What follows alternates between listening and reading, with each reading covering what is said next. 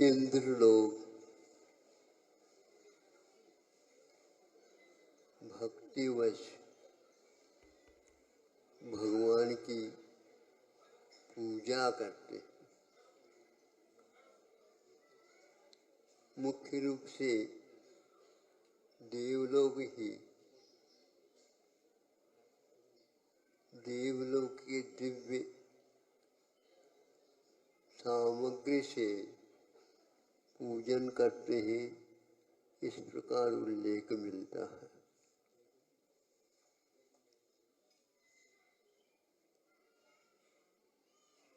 ऐसा क्यों कहा है? तो भगवान तीन लोक के नाथ है और अद्वितीय समूह शरण में विराजमान है। उनकी उस पूजा करने के लिए देव ही एकमात्र मुख्य रूप से पात्रों का चयन कर किया जाता है, तो यही होते। मनुष्यों में चक्रवर्ती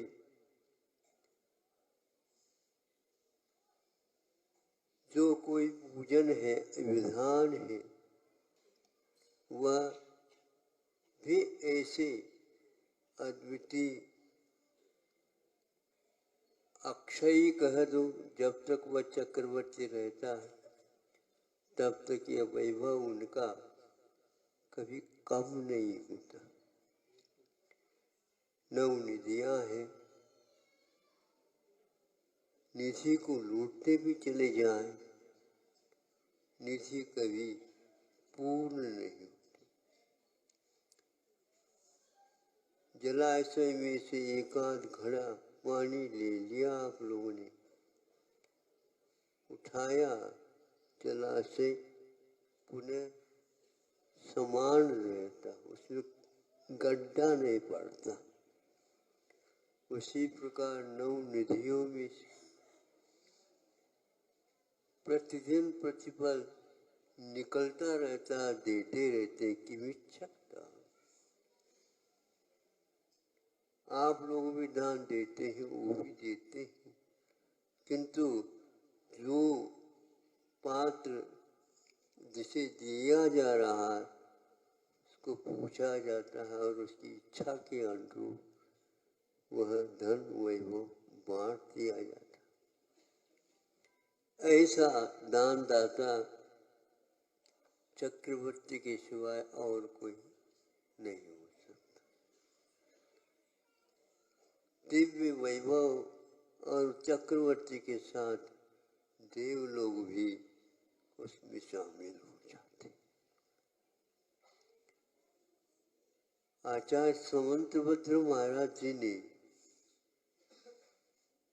भक्तिवश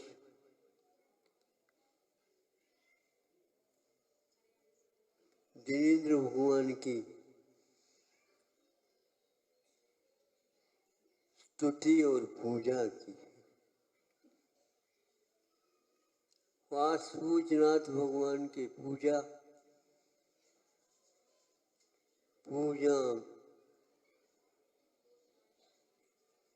सावधिनेषु वो पुण्यरा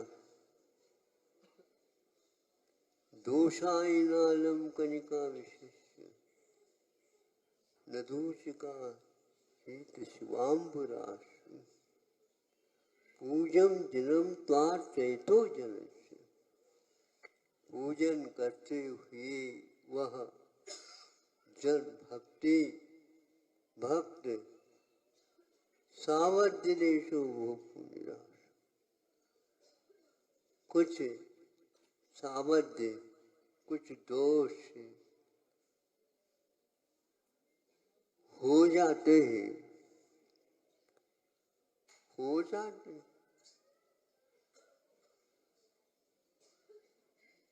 दोष सहित रहेगा व्यक्ति तो दोष भी होंगे। भक्ति में दोष नहीं है, भक्त में दोष। भावों में दोष नहीं है, भाव के मन में दोष आ जाते,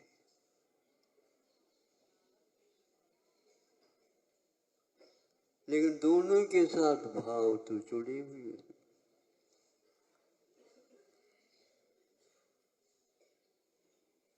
बड़ों के सामने, पूज्यों के सामने, नाथ के रूप में माने जाते हैं, ऐसे के सामने ये सब संभव है।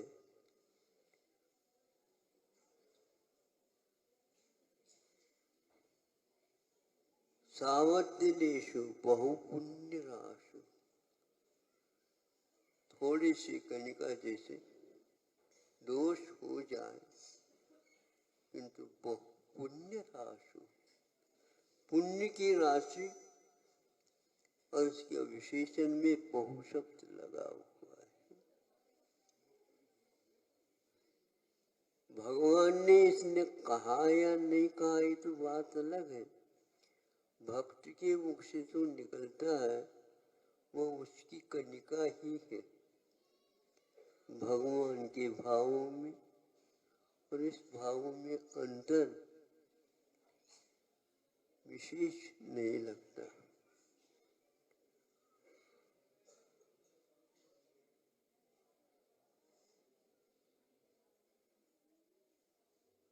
बड़े लोग हाथ से देते हैं, बड़े का मतलब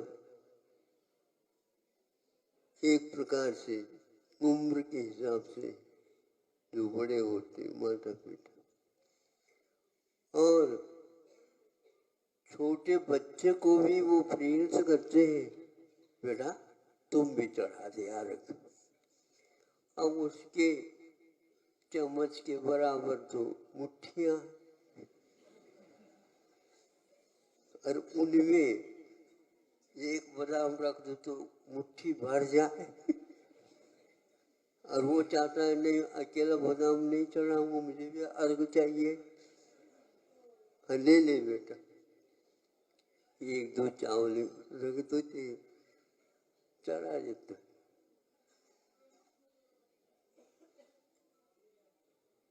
अंशदान हो गया है, लेकिन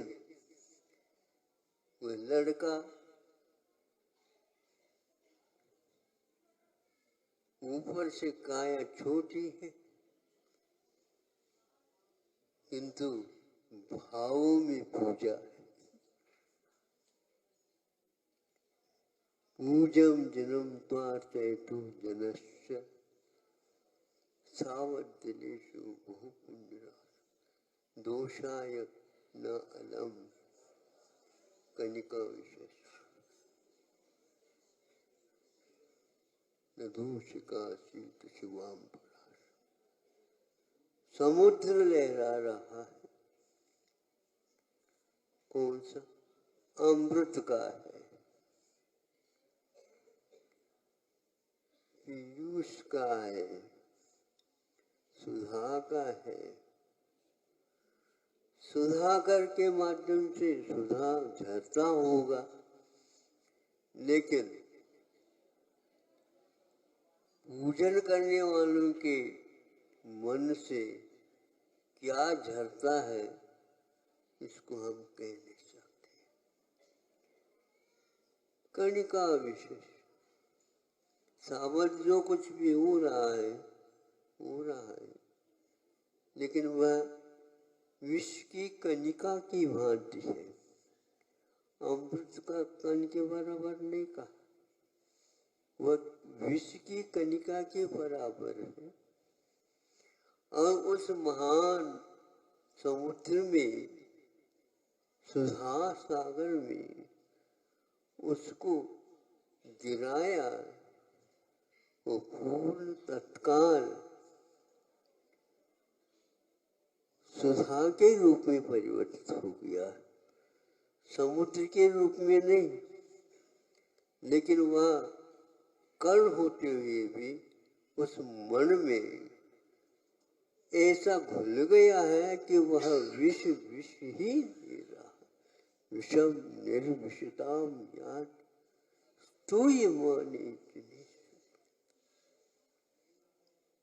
चाहते नहीं हम अमृत, किंतु अमृत के योग में कोई आएगा, वो मृतक नहीं हो सकता, किंतु वह अमृत रहेगा। क्या भाव है। तीसर प्रकृति के बंद करते समय में भी यही हिसाब है। अविरत समय दृष्टि भी उसका प्रकृति का बंद करता है, जिसके पास थोड़ी सी भी कणिका के बराबर भी संयम अंश के रूप में भी नहीं है। चारित्रोनी के सर्वघाती प्रकृति के उदय के साथ तीर्थंकर प्रकृति का बंद कर रहा है, लेकिन चारित्र का अंश नहीं है, लेकिन फिर भी कहते हैं वह अमृत बनेगा, उसके पास विष नहीं रहेगा।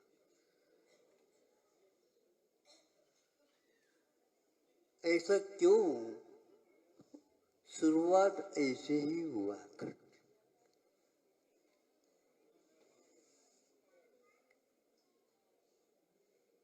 जब होती है शुरुआत तो फिर बातें नहीं रहती, उसमें वही अंश आ जाता है।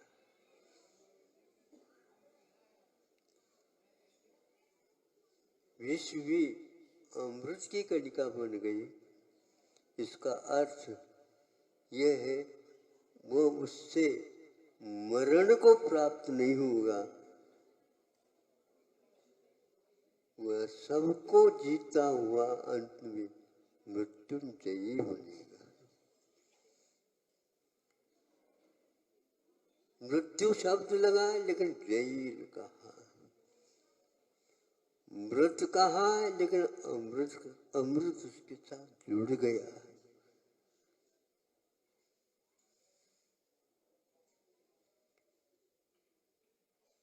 इसका अर्थ एक कण भी यदि अमृत है तो मैं तो ये समझता हूँ विश्व के समुद्र को भी वह हिला देता।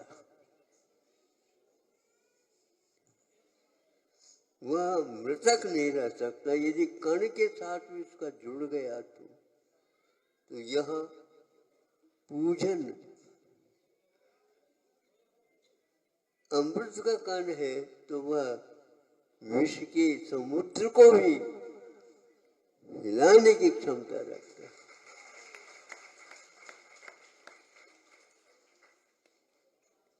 आप तो आप है, लेकिन एक मेंढक भी पूजन की सामग्री चढ़ाने के भाव लेकर के जा रहा। स्वामी समंत भद्र महाराज जी ने पूज्य को भी रख दिया तो पूजकों में एक चिड़िंच को भी खड़ा कर दिया और उसकी कलिका में वही अमृत झर रहा है।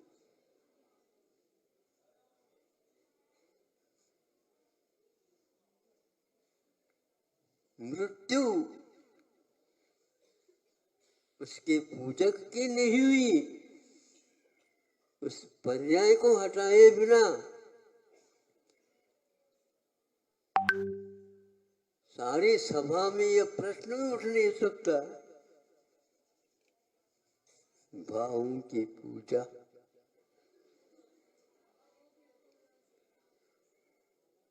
भावी तीर्थंकर जो बनने वाले उनकी भी पूजा,